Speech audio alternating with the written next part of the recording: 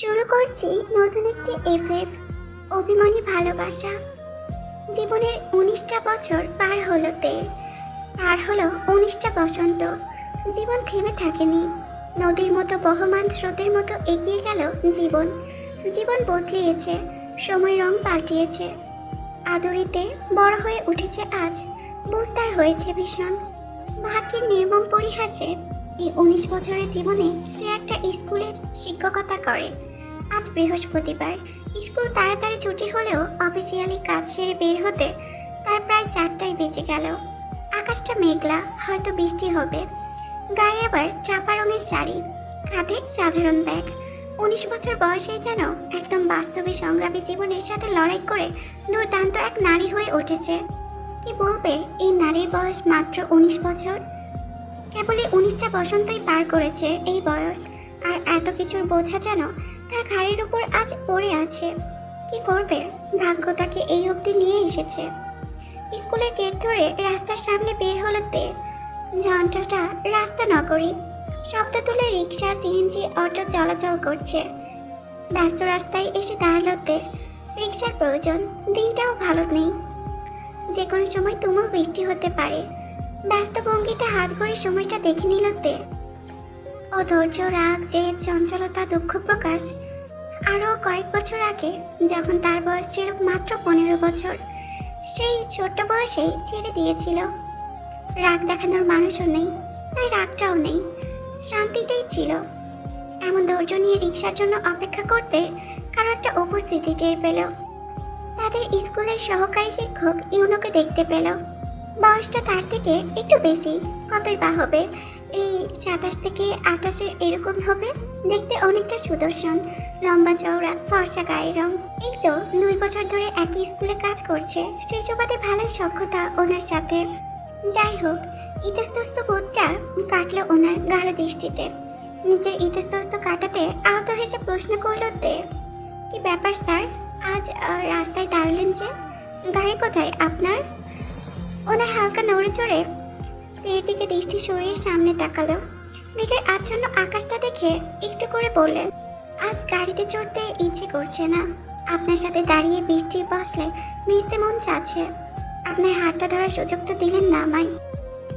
পাশে দাঁড়ানোর সুযোগটা তো পাবো মনে হয়। পুনরায় হাসলো। ওনার মনের অনুভূতিকে তে সম্মান করে, কিন্তু সম্মতি দেয় না। এই তো স্কুলে জয়েন করার পর থেকেই ইউনো স্যার সবসময় তেকে ফলো করে। বেশ কয়েকবার উনি বাড়িতে প্রস্তাবও পাঠিয়েছিল। তের অসুস্থ মা জিন রাজিও হয়েছিল, কিন্তু তে রাজি হয়নি সব সময়ের মতো। কি করে হবে, তে তো আজও কারো বউ। হোক সে তেকে চায় না, তারপরেও তো তে তার বউ। ডিভোর্স তো আজও তাদের হয়নি। ডিভোর্স যদি হতো তারপরেও তো তে কখনো দ্বিতীয় বিয়ে করতোই না। তার মনে তো শুধু সেই একজনেরই বসবাস। তার সঙ্গে সংসার করতে পারেনি তো কি হয়েছে, বউ তো হয়েছে, আজও আছে। ব্যাস, এটাই যথেষ্ট তের জন্য। ভালোবাসলে যে পরিপূর্ণতা পেতে হবে এমন তো কোনো কথা নেই। তের সংসার অপূর্ণতাই থাক, তারপরেও অন্য কারোর সাথে না জড়াক। ব্যাগ থেকে ছাতাটা বের করে হাতে নিল বৃষ্টি নামবে যে কোনো সময়। ওনার দিকে না তাকিয়ে ভরাট গলায় বলল, আপনার ঠান্ডা লাগবে স্যার, বাসায় যান। আর দ্রুত বিয়ে করার চেষ্টা করবেন অবশ্যই। আমার আশায় থাকবেন না স্যার। এটা আমি আগেও বলেছি, এখনো বলছি, আমি বিবাহিত, আমি কারো বউ, আমার ডিভোর্স হয়নি। পাশ থেকে ইউনো স্যার অধৈর্য গলায় বললেন, তাহলে কোথায় আপনার স্বামী? বিগত ২ বছর ধরে তো একটি বারের জন্য দেখলাম না তাকে আপনার পাশে। তাহলে আমি কেন মানব আপনার বিয়েটা?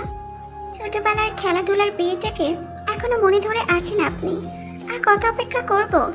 অনেক তো হলো অপেক্ষার খেলা। এবার চলুন না, আমরা বিয়ে করে নেই।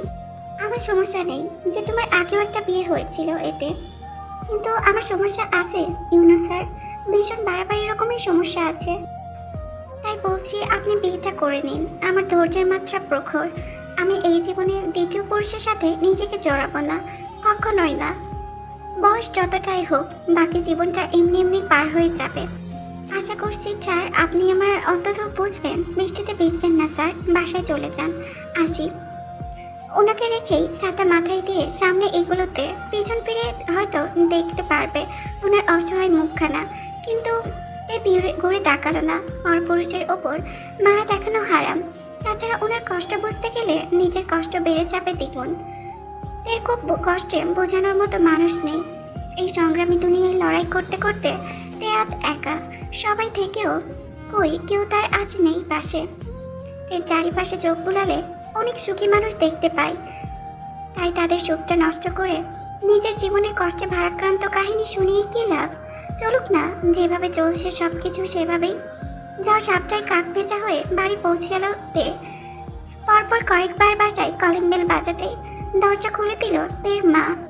তে তার নিজের রুমে সোজা চলে গেল, গিয়ে ফ্রেশ হয়ে আবার বের হয়ে তার মায়ের রুমে চলে এলো। দুপুরে খেয়েছিলে আম্মু? জিন কিছু না বলে শুধু হুম বলল। তুই খেয়েছিস? সত্যটা চেপে মিথ্যাটাই বলল তে। মনে হয় না। তুই আবারও মিথ্যে বলছিস তে। তোর মুখটা শুকনো লাগছে কেন? সত্যি করে বল মা, খেয়েছিস কিছু? রোজকার প্রশ্ন আম্মুর এইগুলো। মা মনে হয় এমনই হয়।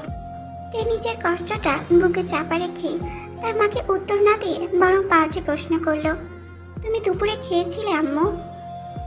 জিনে তার কথার উত্তর না দিয়ে বরং নিজ ভাষায় বললেন, আমাদের একটা ভুলের শাস্তি আর কত আমাকে দিবি মা? তোর একটা সংসার তোর বাবা দেখে যেতে পারলো না। আমিও হয়তো যে কোনো দিন মারা যাব, তার আগে কি তোর একটা সংসার দেখে মরতে পারবো না তে? আর কত মরিচিকার পিছনে পড়ে থাকবি? এবার না হয় বিয়ে করে নে মা। আমরা তোকে সুখী সংসারে দেখতে চাই। এটা কি আমাদের অপরাধ? আর কত কষ্ট করে ধুকে ধুকে মরবি? এবার সব কিছু শেষ কর না মা।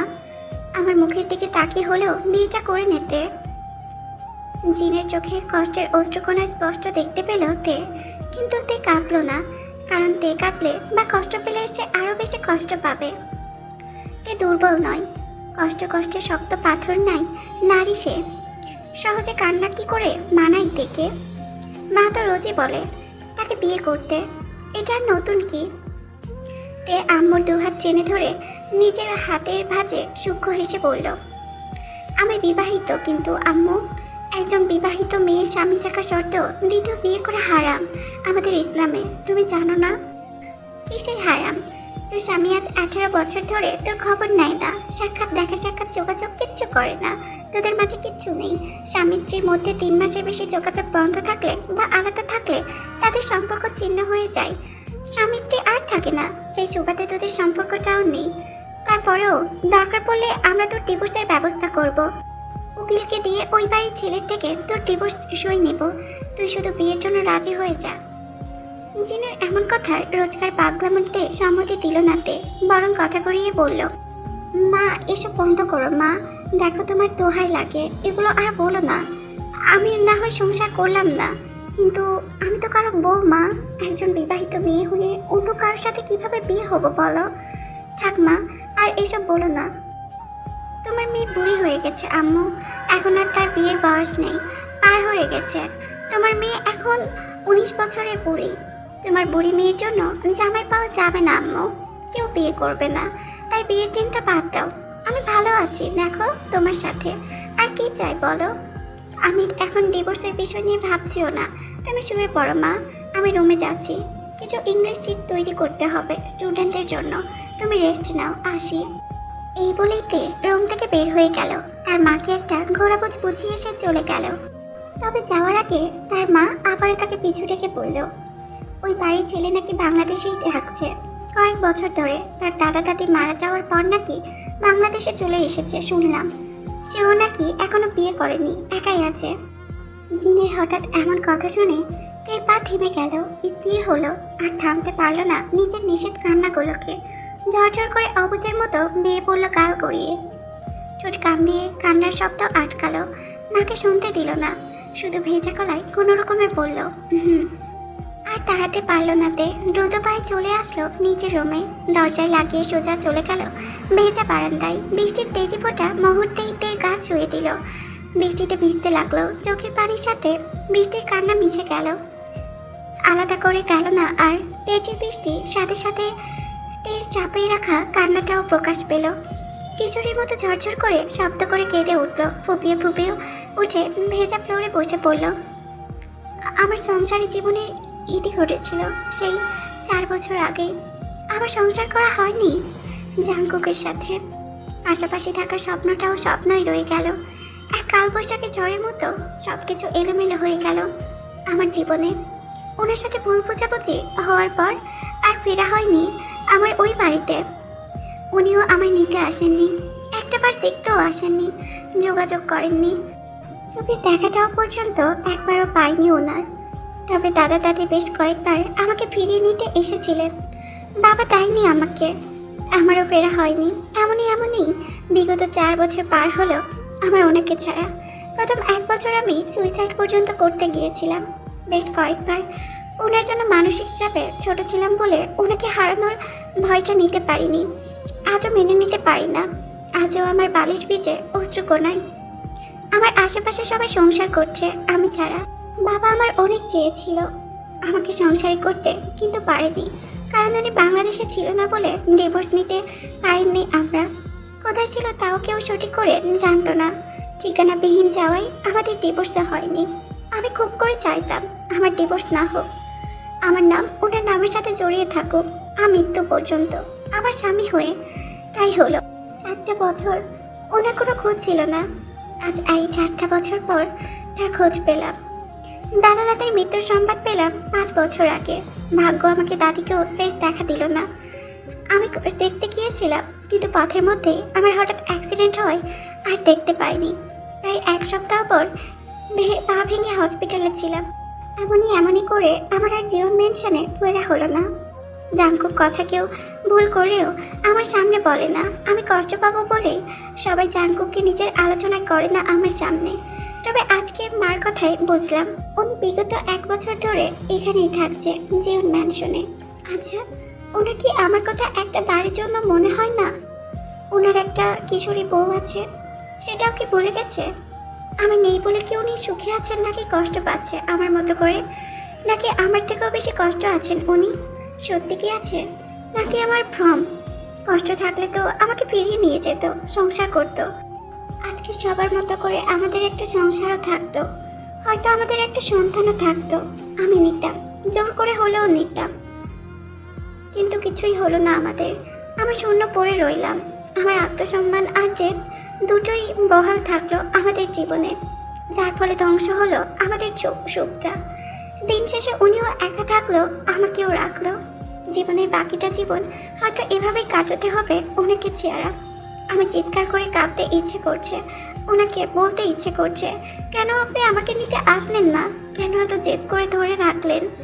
কান্না করতে করতে ভেজা ফ্লোরে ঘুমিয়ে পড়লাম।